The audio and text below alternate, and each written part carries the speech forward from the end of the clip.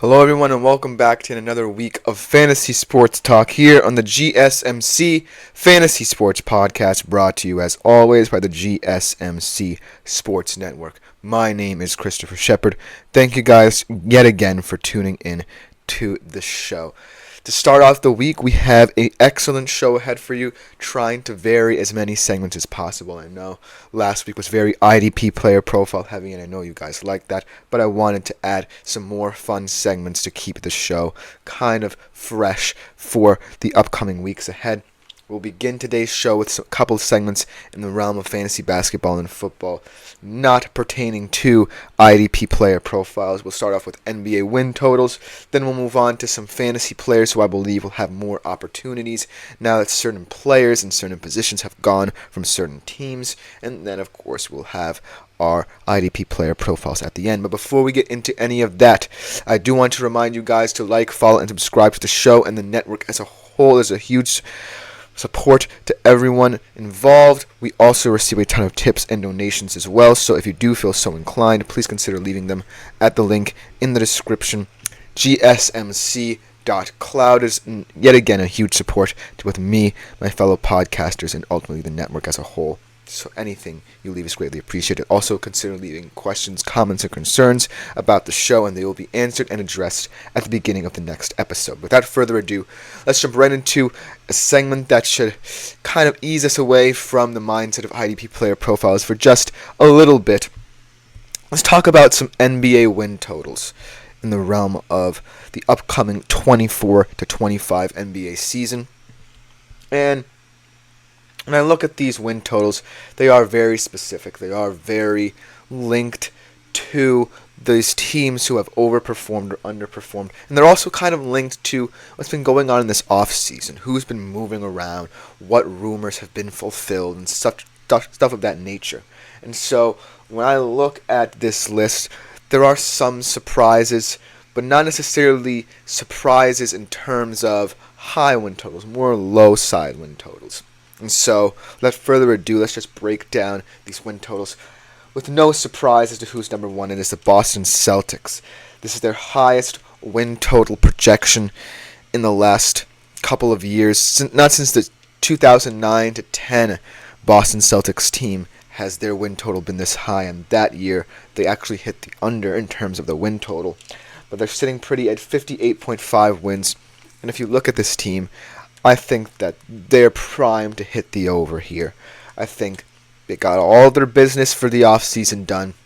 They retained the core of their team. All 12 players are under contract. They definitely have to worry down the line about certain second apron things and luxury tax, but that's coming in a couple years, so they don't have to necessarily focus on it on the here and now.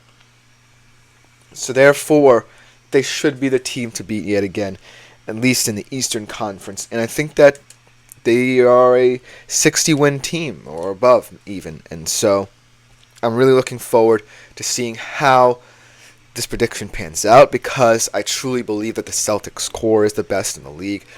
You don't have to be the best player at a certain position. You just have to be the best individual to help your team collective, and that's what the Celtics do. And there's no surprise as to why they are sitting number one in terms of win totals. However, coming into this year, this second place team was probably not expected. The Oklahoma City Thunder. They are definitely one of the up-and-coming teams in the league. In fact, the youngest team. The youngest team also to earn a number one seed in the NBA playoffs at 55.5 wins. That definitely does seem lofty for a team that truly exceeded expectations this year. And you would think that with a team this young, odds makers might have said, hey, they might regress to the mean a little bit. I don't know how long that they can sustain this success. But as of right now, this is a team that can compete in the West based off of what we saw last year. They have the pieces. They have the young, talented point guard and Shai Gilgeous-Alexander. They have Jalen Williams, who's also a good shooter. They have Chet Holmgren. They added Isaiah Hartenstein. Fantastic addition for them. So this number could seem pretty low. They could also challenge the Celtics for the best record in the NBA. They definitely challenged for it in the Western Conference. They tied Nuggets for the most wins in the West last year. And so I truly believe that a lot of people might be underestimating younger teams like the Thunder in terms of sustainability. But I think that the Thunder, what's so special about them is they just have so many different players with so many different skill sets.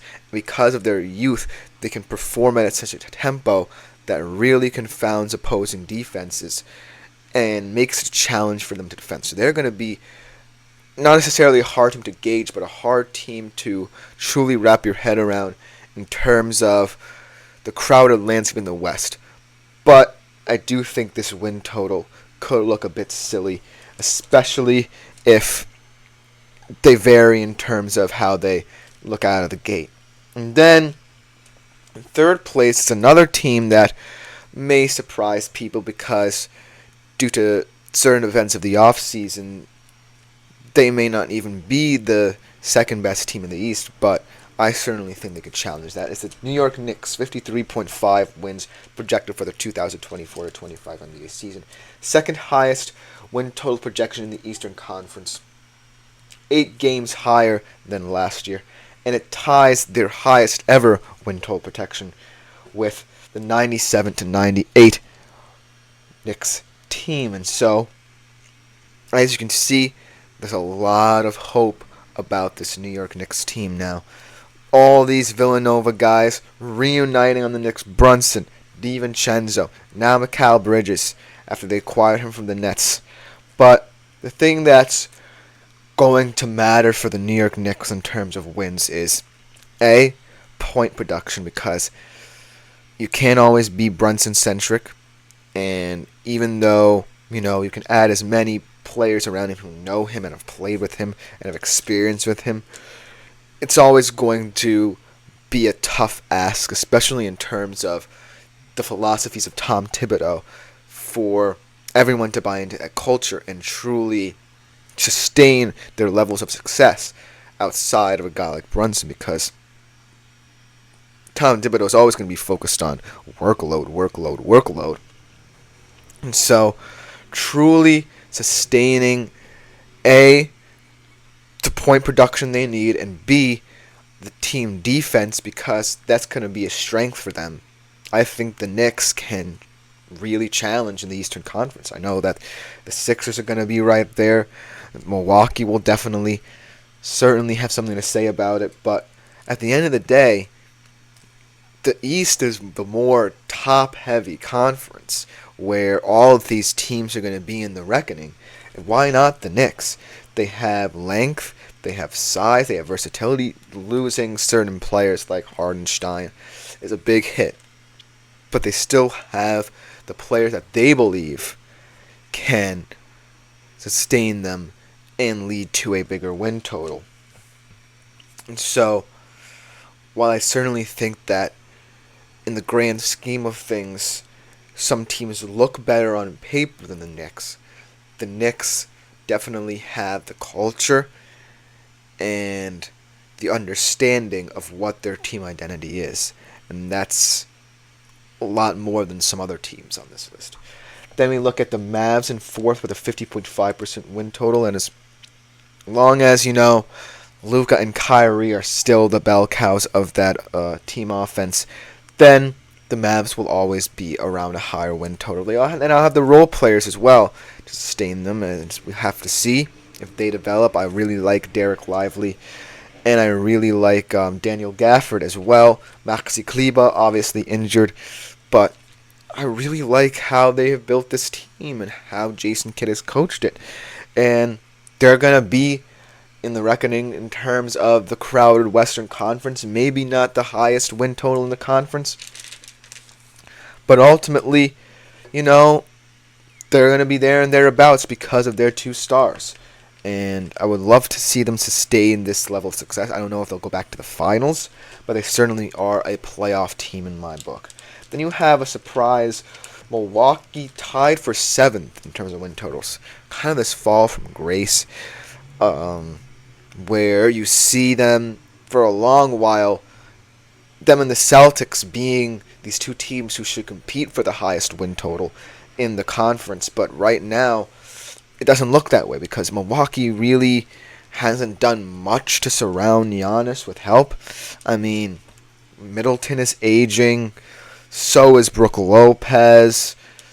Everyone seems to be aging around him, and their best skills aren't translating because of their aging. And so there they sit in terms of win total projections. And then we look at other teams. The Lakers, let's see how their kind of firestorm of a season will get off.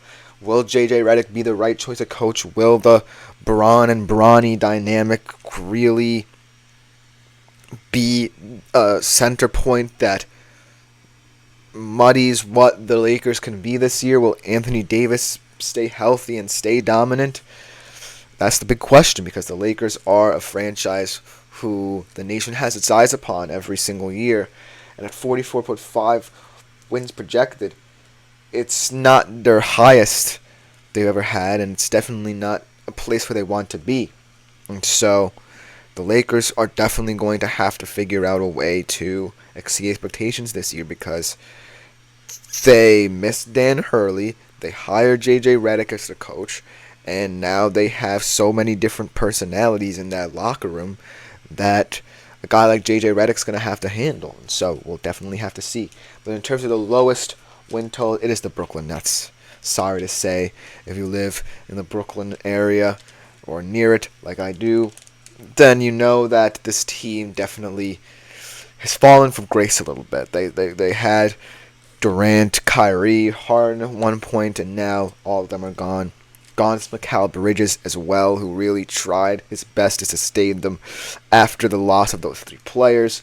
But right now, I really don't think that Brooklyn is the team they are. However, 19.5 wins does seem like a little bit too little for an NBA team. I think they'll win more than that. But ultimately, I think that it is kind of judgment time for this Brooklyn Nets core, and I don't see any path to where they win at least more than 30 games. I think they could win more than 19.5. But that will just about do it for this time. Coming next, we will give you some of my players who I believe will have more opportunities in terms of fantasy projections. I think that these players have spots available to them, and they will take them and seize them. That will be our next segment coming up on the GSMC Fantasy Sports Podcast. I feel like I'm losing my mind.